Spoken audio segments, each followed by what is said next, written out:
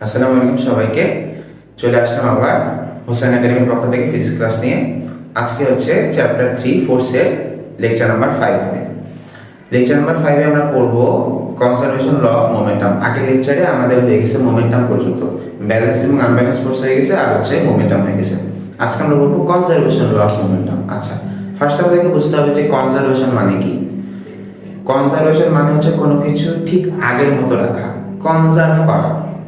যেমন আমরা কিন্তু ফুডকে কনজার্ভ অথবা প্রিজার্ভ করি, জিনিসটার মিনিং একই।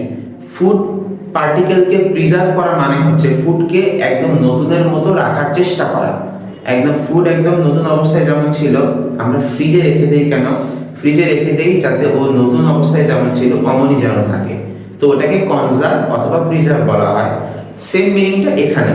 কনজারভেশন ল অফ মোমেন্টাম মানে হচ্ছে মোমেন্টাম আগে যা ছিল পরেও তাই রাখা, পরেও তাই রাখার চেষ্টা করা। এইটাকে বলা হয় conservation law of momentum. And এই কনজারভেশন লটা ইন্ডিকেট করে বা স্টেট করে এমন একটা জিনিস যে ধরো দুইটা অবজেক্টের ধরো এরকম করে দুইটা গাড়ি আসতেছে, এরকম করে আসতেছে। আচ্ছা, ফিগার দিয়ে বলি। ধরো এইটা হচ্ছে রাস্তা, রোড, এইখানে একটা কার আছে, এইখানে আর একটা কার আছে। এরা দুইজন এমন করে নিজেদের দিকে যাচ্ছে। এই প্রথম কারের মাস আমি দিলাম m1, দ্বিতীয় কারের মাস আমি দিলাম m2। আচ্ছা, এটার আমি ইনিশিয়াল ভেলোসিটি দিব u1, এটার আমি ইনিশিয়াল ভেলোসিটি দিব u2। আচ্ছা, এখন গাড়ি দুটো যদি এমন করে আসে, নিজেদের দিকে যদি আসে, তাহলে একসময় অ্যাক্সিডেন্ট হবে, এমন করে লাগবে। এই বিষয়টাকে বলা হয় কলিশন। কি বলা হয়? কলিশন। কলিশন মানে হচ্ছে ধাক্কা খাওয়া। মানে গাড়ি দুটো যেহেতু অপোজিট দিক থেকে আসতেছে এবং তারা যদি রাস্তা চেঞ্জ না করে নিজেরা অ্যাক্সিডেন্ট করবে, এই বিষয়টাকে কলিশন বলা হয়। আচ্ছা, আমি ধরলাম অ্যাক্সিডেন্ট করার পরে কিন্তু ধরো যে অনেক বড় একটা ট্রাকের সাথে ছোট একটা সিএনজির সংঘর্ষ হয়েছে বা কলিশন হয়েছে, তখন কিন্তু সিএনজিটা ট্রাকটাকে থামাতে পারবে না, আর ট্রাকটা নিজেও থামবে না। ও অ্যাক্সিডেন্ট করে বেশ কিছু দূর নিয়ে চলে যাবে। তার মানে অ্যাক্সিডেন্ট করার পরের ভেলোসিটি গুলাকে আমরা ফাইনাল ভেলোসিটি বলতে পারবো। এন্ড অ্যাক্সিডেন্ট করার আগে এদের যে ভেলোসিটি ছিল u1 এবং u2, অ্যাক্সিডেন্ট করার পরে কিন্তু ভেলোসিটি সেম থাকবে না। অ্যাক্সিডেন্ট করার পরে ভেলোসিটিটা চেঞ্জ হয়ে যাবে। ভেলোসিটি চেঞ্জ হয়ে গেলে আমরা কি ধরতে পারি? যে এইটার ফাইনাল ভেলোসিটিকে আমরা ধরতে পারি হচ্ছে v1, আর এইটার ফাইনাল ভেলোসিটিকে আমরা ধরতে পারি হচ্ছে v2। ভালো কথা। তাহলে আমাদের সব ধরনের কোয়ান্টিটিস ধরা শেষ। মাস ধরে ফেলছি, ইনিশিয়াল ভেলোসিটি ধরে ফেলছি এবং ফাইনাল ভেলোসিটিও ধরে ফেলছি। এখন কনজারভেশন ল অফ মোমেন্টাম এইটা ইন্ডিকেট করে যে গাড়ি দুইটা কোলাইডেড হওয়ার আগে, কলিশন হওয়ার আগে দুইজনের মোমেন্টামের যে সামেশন ছিল, কলিশন হওয়ার পরেও দুইজনের মোমেন্টামের সামেশনটা একই অ্যামাউন্টের থাকবে, মানে ইকুয়াল থাকবে। এই কথাটা মানে তাহলে কি দাঁড়াচ্ছে দেখো। আমরা এখন বের করব কি? আমরা এখন বের করতে চাই যে প্রথম গাড়িটা এবং দ্বিতীয় গাড়িটা এদের ইনিশিয়াল মোমেন্টাম কত। আমি আগের ক্লাসে মোমেন্টামের ফর্মুলা কি লিখে দিয়েছিলাম যে p mv, মাসের সাথে ভেলোসিটি মাল্টিপ্লাই। ওই যে ভিটা ছিল, ওই ভি মানে কিন্তু ফাইনাল ভেলোসিটি না। ওই ভি মানে হচ্ছে গাড়ির যে ভেলোসিটিটা আছে সেটা ইনিশিয়াল হোক ফাইনাল হোক। তুমি যদি mu লেখো তাতে কোনো দোষ নেই, mv লিখলে তাতে কোনো দোষ নেই। এখন তার মানে মাসের সাথে ভেলোসিটিকে মাল্টিপ্লাই করতে হবে। সেই ভেলোসিটিটা ইনিশিয়াল হইলে সেটা হবে ইনিশিয়াল মোমেন্টাম, ওই ভেলোসিটিটা ফাইনাল ভেলোসিটি হইলে ওই মোমেন্টামটা হবে ফাইনাল মোমেন্টাম। এটাই হচ্ছে মেইন কথা। তার মানে এই দুইটা অবজেক্ট বা গাড়ি কোলিশন হওয়ার আগের মোমেন্টাম ছিল ওদের ইনিশিয়াল মোমেন্টাম, কোলিশন হওয়ার পরের মোমেন্টামটা হবে ওদের ফাইনাল মোমেন্টাম। তাহলে আমরা স্টেপ বাই স্টেপ লিখি যে initial momentum of the first car, initial momentum of the first car, এটাকে আমরা ধরবো হচ্ছে equal to m1 u1। m1 মানে হচ্ছে ফার্স্ট গাড়ির মাস, u1 মানে হচ্ছে ইনিশিয়াল ভেলোসিটি, তাই তো? আচ্ছা, u1 মানে হচ্ছে ইনিশিয়াল ভেলোসিটি। আচ্ছা, ঠিক এমন করে এটা যদি ফার্স্ট কারের মোমেন্টাম হয় তাহলে সেকেন্ড কারের মোমেন্টাম কত হবে?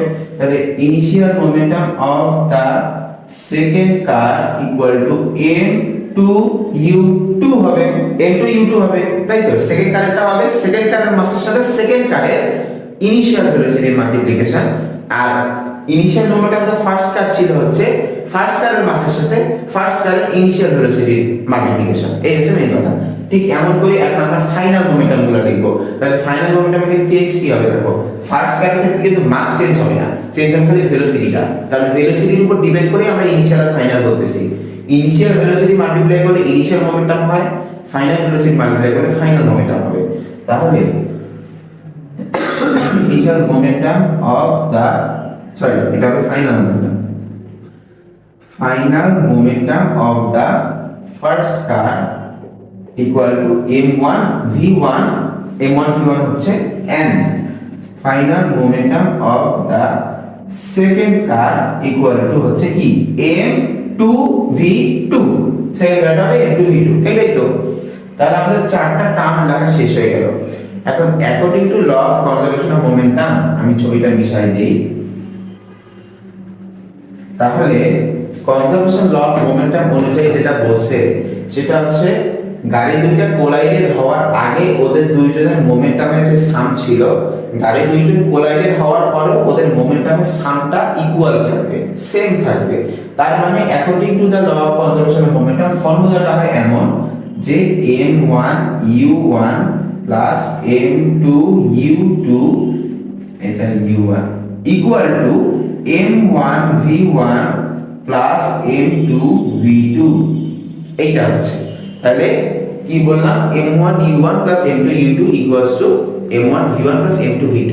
এটা কি করলাম দেখো, বাম দিকে আমরা কি লিখছি, বাম দিকে আমরা লিখছি দুইজনের মানে ফার্স্ট এবং সেকেন্ড কারের ইনিশিয়াল মোমেন্টামের সামেশন, এন্ড ডান দিকে আমরা লিখছি ফার্স্ট এবং সেকেন্ড কারের ফাইনাল মোমেন্টামের সামেশন, এবং এই দুইটার সামেশন হবে ইকুয়াল।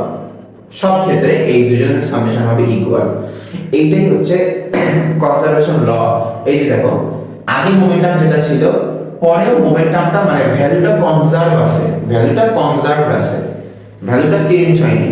এখন তার মানে এই না যে m1u1 আর m2u2 যে ভ্যালু হবে m1 আর m2v2 ভ্যালু সেম হবে। ধরো এই দুজনের সাম করে 100 আসে, 100 আসে, তার মানে কি দেখো a50 আর a50 হইলে 50 প্লাস 50 ইকুয়াল টু 100 হয়।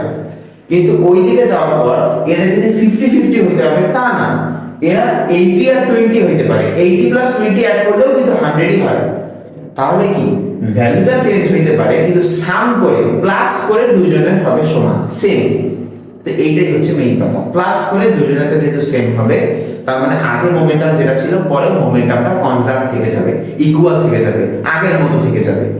এইটাকে বলা হচ্ছে conservation law of momentum. And conservation law of momentum দুনিয়ার প্রত্যেকটা অবজেক্টই প্রত্যেক ক্ষেত্রে নিজেরা মেনে যাবে।